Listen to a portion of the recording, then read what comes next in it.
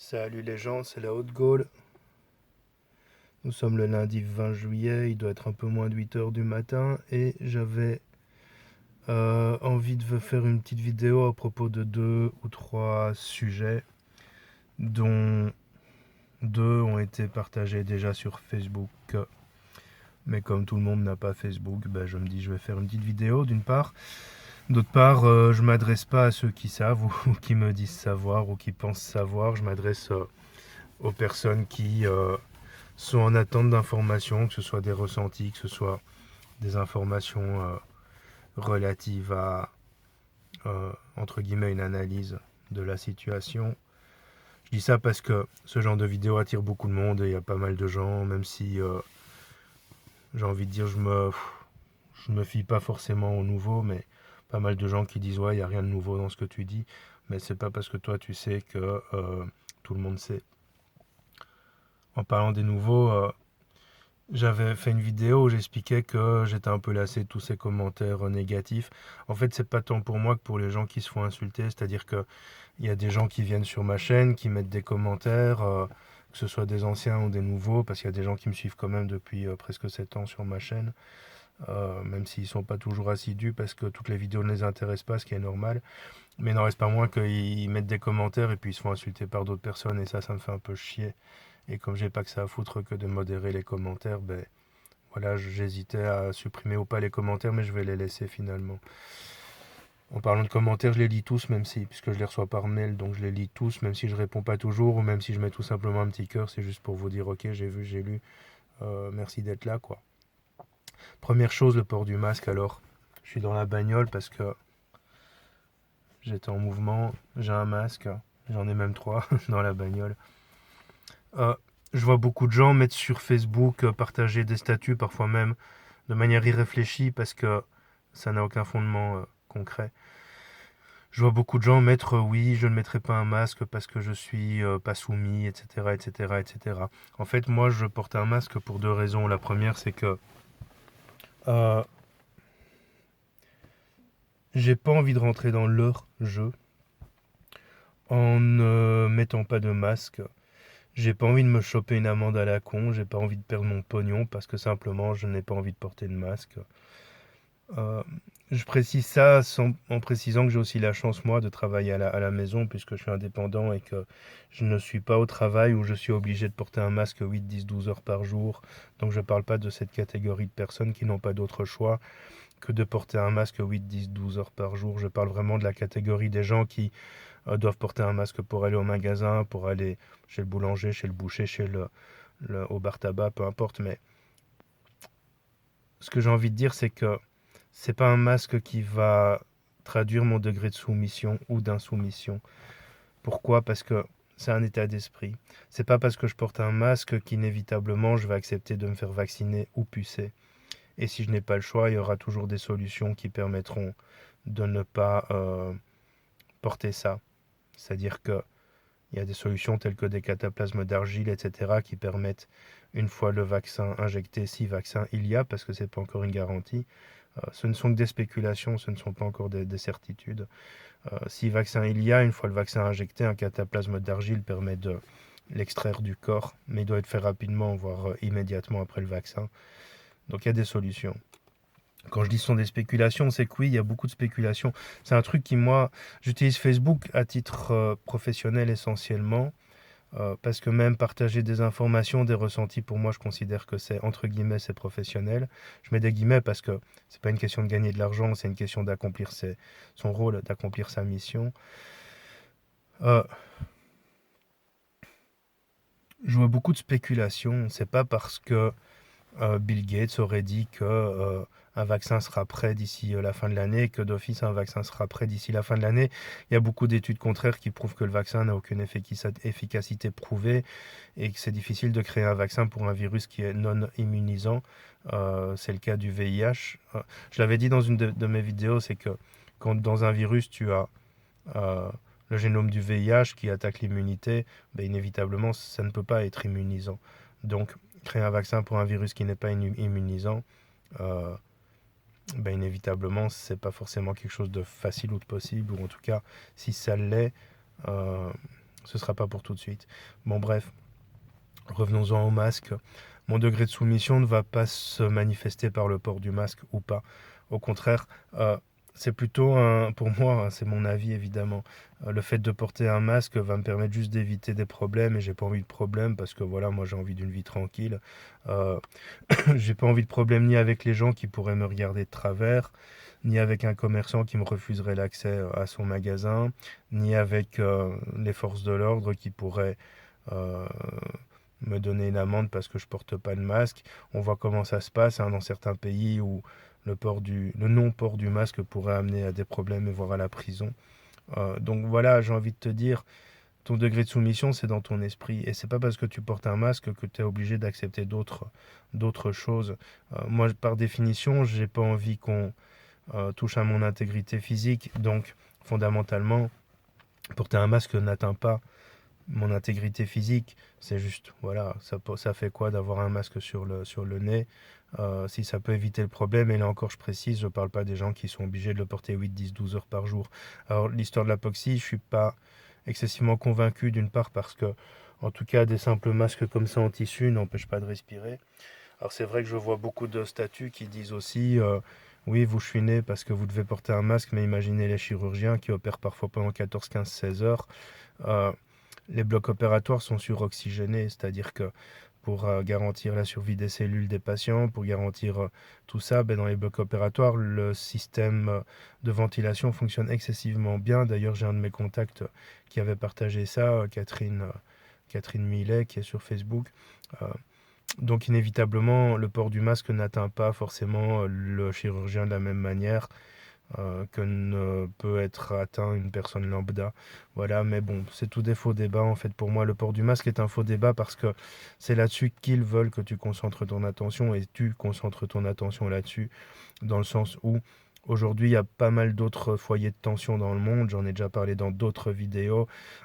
Iran et Pakistan, les tensions entre Iran et Israël, entre la Chine et les États-Unis, euh, entre la Chine et l'Inde, je crois, des tensions boursières, des tensions avec des banques en faillite, des famines qui vont se répandre de plus en plus à cause de ce virus, justement, des entreprises qui vont de plus en plus fermer, des chômages techniques, des chômages euh, euh, parce que les entreprises devront fermer, parce que le monde ne tourne plus comme avant, il ne tournera plus jamais comme avant. Enfin, il y a pas mal de trucs qui se passent dans le monde aujourd'hui.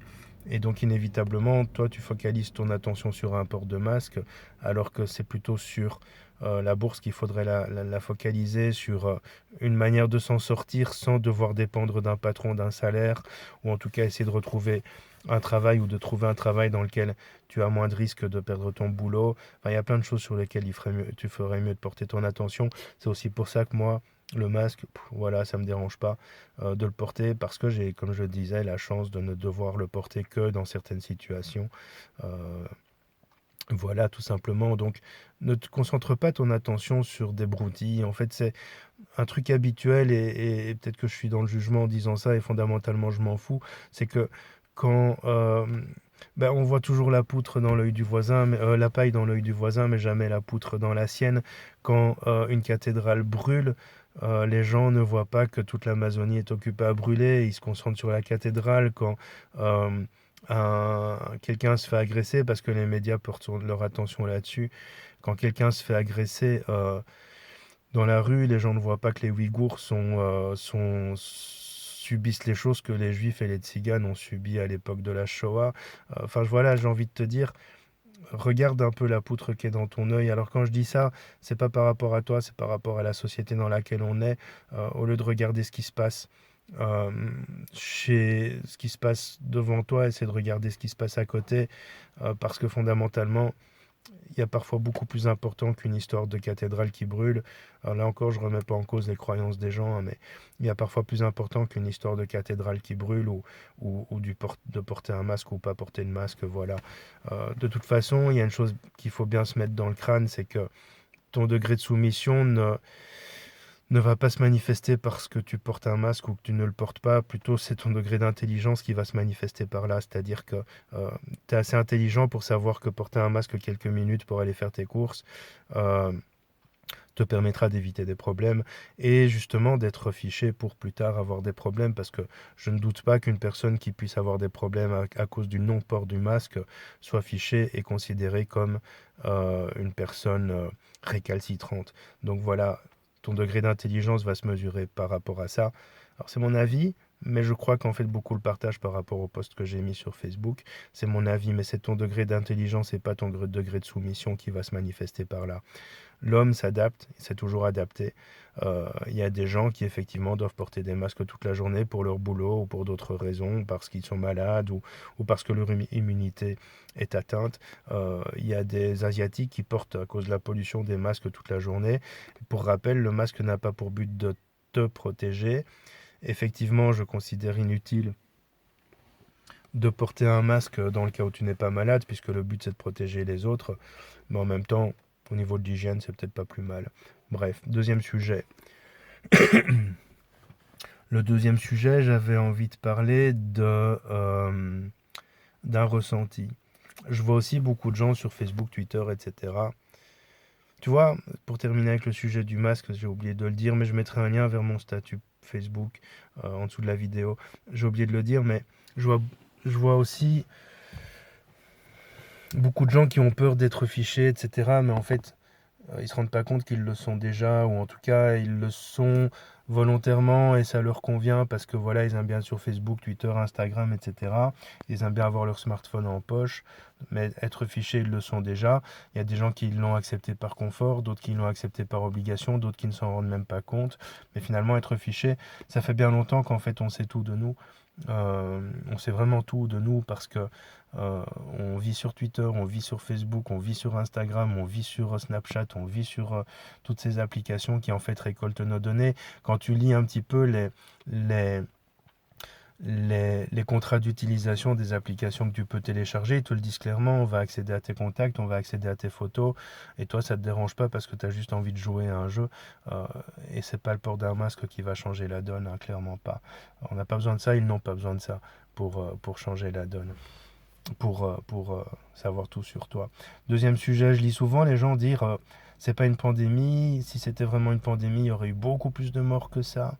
Je vois souvent les gens dire euh, pourquoi obliger le port du masque en juillet alors qu'il aurait mieux valu l'obliger en février-mars. Je suis d'accord avec ça, je pense pareil, je pense que c'est un peu tard pour forcer le port du masque. Mais en fait, mon ressenti, il va à l'encontre de mon analyse et de ma réflexion, et c'est souvent le cas des ressentis. C'est ça l'intuition, c'est ça le ressenti, c'est qu'en fait, tu as une analyse, c'est ton mental qui travaille, c'est ton mental qui réfléchit, c'est ton mental qui va faire des conclusions. Mais en fait, ton intuition, elle peut aller à l'encontre de ça parce que ton intuition en a rien à foutre du mental. Et donc, mon analyse va dire oui, c'est vrai, ils auraient mieux fait d'obliger ça au début de l'épidémie.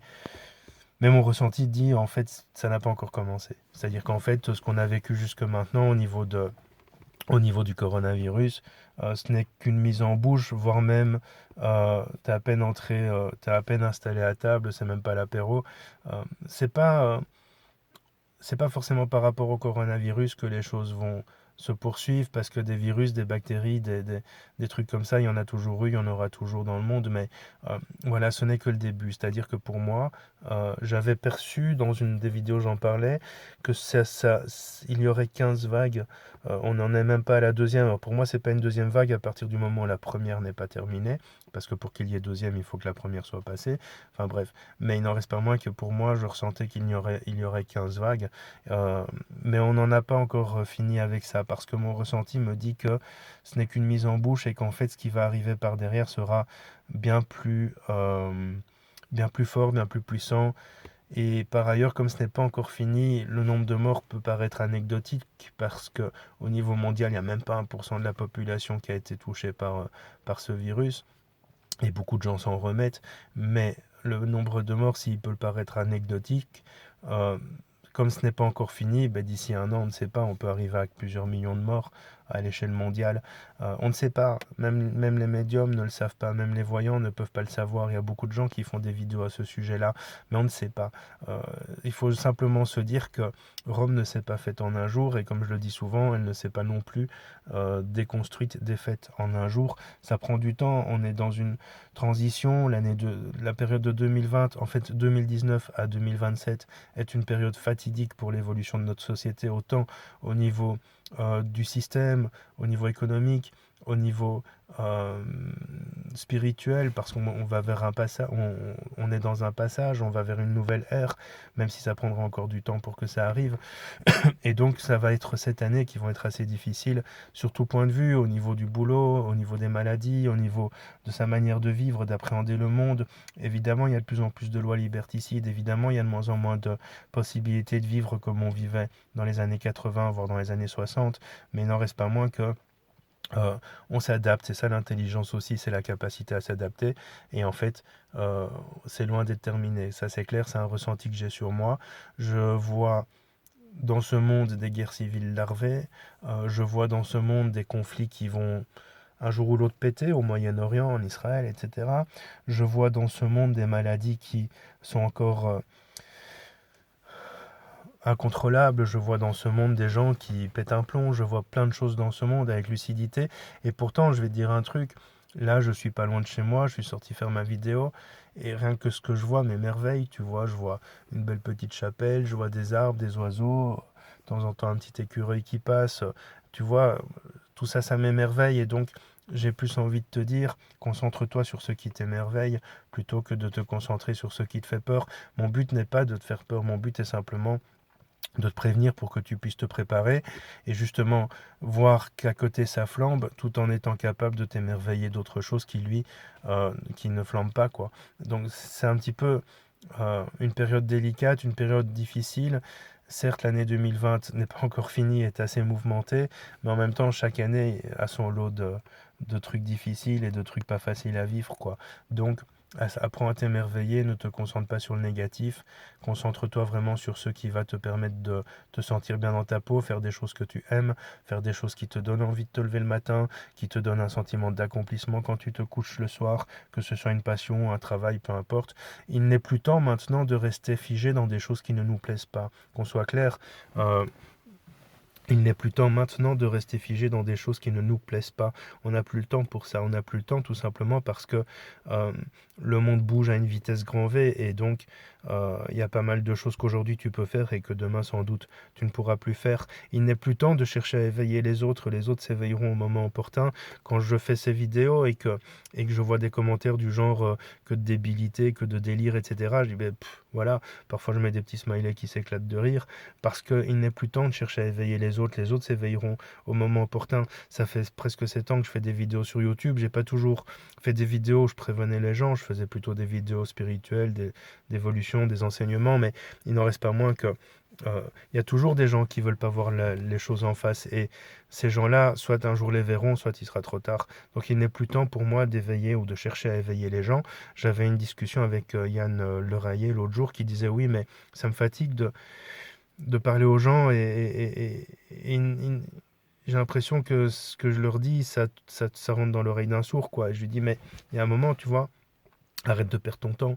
Moi, je cherche plus à discuter avec les gens, même si je fais des vidéos, hein, parce que quelqu'un a aussi mis un commentaire. Le gars, il dit qu'il va pas perdre son temps à parler de masque et il perd son temps à expliquer ça. Mais en fait, je perds pas mon temps. J'utilise mon temps. C'est différent. Et en fait, je lui disais à Yann, fais attention, mec, parce que tu perds ton temps à essayer de convaincre des gens qui ne veulent pas être convaincus. Tout simplement parce qu'en fait, ils ne veulent pas voir que ce monde change. Tout comme les habitants de l'Irak à l'époque ne voulaient pas voir que leur pays était en guerre. Les gens qui étaient sous les World Trade Center en 2001 ne pensaient pas qu'un jour il pourrait se passer ça, tout comme les gens qui en Chine un jour se sont réveillés et ont été confinés chez eux ne pensaient pas que ça puisse arriver. Et ben ce jour-là, une partie de ces gens-là s'est réveillée en disant putain, et une autre partie de ces gens-là a continué à être dans le déni en disant c'est qu'une maladie, ça va passer, nos gouvernements sont là pour nous aider et nos scientifiques pour nous sauver. Donc ne cherchez plus à convaincre les autres, faites votre petit bonhomme de chemin. Comme je dis souvent, proposez plutôt qu'imposer, c'est-à-dire au lieu de dire ouais mais mec ton masque etc c'est toxique, tu vas faire de l'apoxie etc. Dire simplement tiens tu savais que avec le masque, il y a eu des gens qui, et c'est prouvé, il y a eu des articles qui l'ont attesté, il y a des gens qui ont eu des problèmes de respiration à cause du masque, etc. Et en fait, juste proposer, et les gens vont dire ah non, je ne savais pas, etc. Je vais me renseigner, ou j'en ai rien à foutre, etc. Et c'est comme ça qu'on fait évoluer les gens. Donc l'idée, c'est vraiment fais ton petit bonhomme de chemin. Si tu as la possibilité d'amener des pistes de réflexion aux gens, tu pourras plus facilement les éveiller qu'en leur imposant ta vision des choses, comme certains le font sur Facebook. Parfois, je l'impose aussi, ma vision des choses, parce que je l'ai vraiment sur moi, et il faut que les gens le sachent, mais je tends à évoluer aussi en essayant de proposer plutôt qu'imposer. Voilà, donc j'avais envie de faire cette petite vidéo. T'inquiète pas, tout en restant vigilant. Sois toujours dans une énergie créatrice et pas dans une énergie destructrice. De toute façon, c'est inévitable, ce monde doit changer parce que le monde dans lequel on vit, si on n'a pas la tête dans le cul, on sait parfaitement que c'est plus un monde vivable pour nous et que donc il faut que les choses changent. Et donc petit à petit, il faut mettre en place une nouvelle société. On me demande souvent quel genre de société il faudrait mettre en place. Il ne faut pas baser ni sur le... J'ai aucune confiance en le RIC, j'ai aucune confiance en le CNT, j'ai aucune confiance en ce genre de mouvement parce que ça reste basé sur des idéologies et sur des idées que l'homme crée aujourd'hui. Et en fait, ce ne sont pas des nouvelles idées. Il faut vraiment quelque chose de complètement nouveau pour que ce monde change et baser quelque chose avec des hommes qui ont grandi dans un système qui finalement les a moulés, les a mis dans un moule, ne peuvent créer quelque chose de tout à fait nouveau. Il y aura toujours des fondements qui seront en correspondance et en corrélation avec le moule dans lequel on les a mis. Donc il faut vraiment quelque chose de tout à fait nouveau, ou alors de tout à fait ancien, c'est-à-dire des systèmes qui fonctionnaient très bien, comme les systèmes Atlantes, comme les systèmes Mayas, comme les systèmes... les premiers systèmes grecs fonctionnaient assez bien, mais après ça c'est parti en couille. Enfin voilà quoi, il faut vraiment quelque chose de tout à fait nouveau ou de tout à fait ancien, peut-être adapté au nouveau et peut-être adapté à notre époque. Bon allez, je vous dis salut et passez une bonne journée parce que j'ai du travail et des soins à faire. Salut les gens. Ah ouais, t'es pas obligé de mettre des pouces bleus, j'en ai rien à foutre. T'es pas obligé de partager, j'en ai rien à foutre. Mais si tu estimes que ce message doit être diffusé, alors fais-le. Voilà quoi. Salut.